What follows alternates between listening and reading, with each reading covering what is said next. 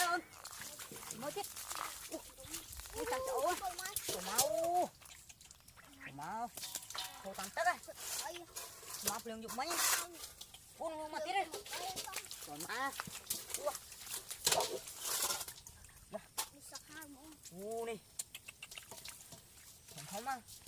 muốn lỡ nè wow còn không á nè mau mà lại khơi nhá nè lúc nữa nè mau lắng thế ra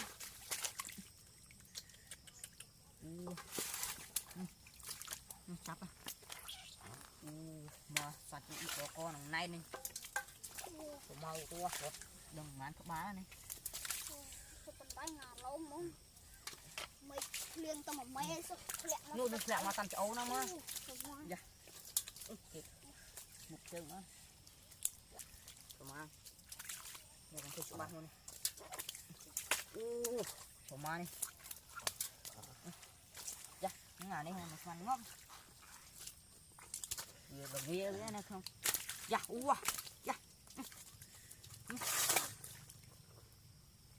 mà này nghe khó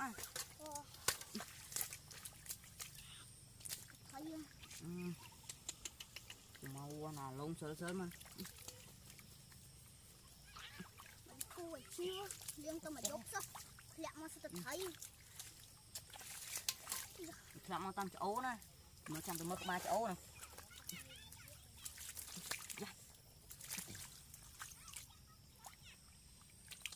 mà này quả nó là lông mà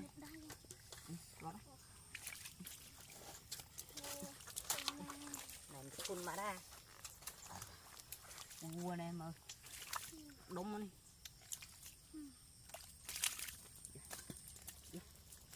bừng dòng sông cút lòng trốn thấy đại khơi mày phiên tao mà giúp sắc lẹ mà sẽ thấy dạ ua không còn nhát mấy vậy liên thẹn thấy nó xí xay ra nó còn lắng nó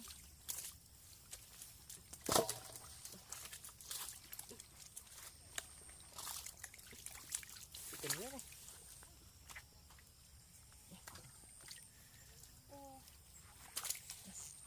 cái ông chắc thấy không còn đây mà đã đông khơi à mà này đang thùng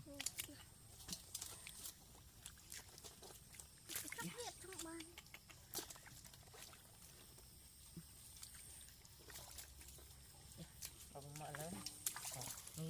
thùng máu thùng nó cô này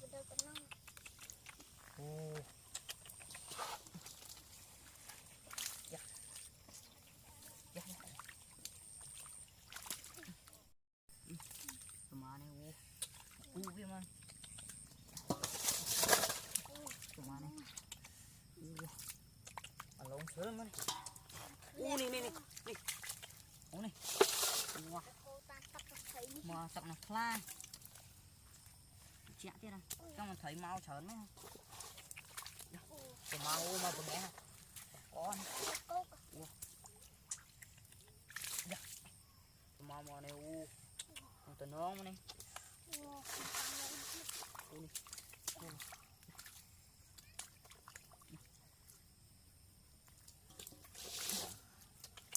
mau